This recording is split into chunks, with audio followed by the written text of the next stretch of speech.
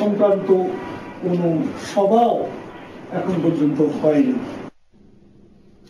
Gas নয়, বিদ্যুতের ওপর নির্ভর করে শিল্প খাতের উন্নয়ন করতে হবে। মঙ্গলবার রাজধানীর বিসিআইসি ভবনে শিল্পায়নের মাধ্যমে বাংলাদেশকে মধ্যমায়ের দেশে পরিণত করার পথে চ্যালেঞ্জ ও সম্ভাবনা শীর্ষক আলোচনা সভায় এই কথা বলেন শিল্পমন্ত্রী আমির হোসেন আমু।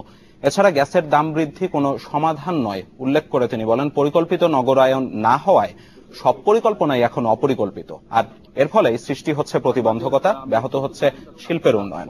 এর আগে শিল্পমন্ত্রীকে পাবলিক সেক্টরে 6,000 কোটি টাকা ভর্তুকি না দিয়ে বন্ধ কলকারখানা বেসরকারি উদ্যোগে চালুর জন্য ব্যবসায়ীদের কাছে হস্তান্তরের দাবি জানান বিসিআই সভাপতি এ কে আজাদ।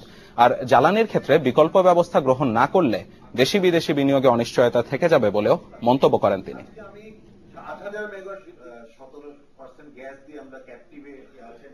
পরিকল্পিতভাবে কোনো শহর গড়ে ওঠে না, ঠিক তেমনি ভাবে পরিকল্পিতভাবে কোনো জিনিসই হয়নি, যার জন্য এই গ্যাসের দুরবস্থা, আপনার বিদ্যুতের দুরবস্থা, সব দুরবস্থা একসাথে এসে পুঞ্জীভূত হয়েছে।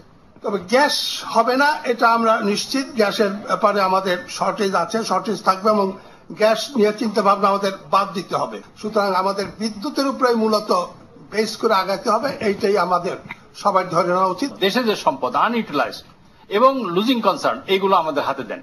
আমরা যৌথভাবে যেভাবে পারেন লিজ, যেভাবে পারেন কন্ডিশনালি সরকারের হাতে রেখে আমরা এটাকে এমপ্লয়মেন্ট করি। আমরা সরকারকে অর্থনৈতিকভাবে শক্তিশালী করি, ব্যাংকের যে তারল্য আছে সে তারল্যকে কাজে লাগাই। সরকারি নির্দেশনা না থাকলেও চট্টগ্রামে আবাসিক খাতে নতুন সংযোগ আবারও বন্ধ করে দিয়েছে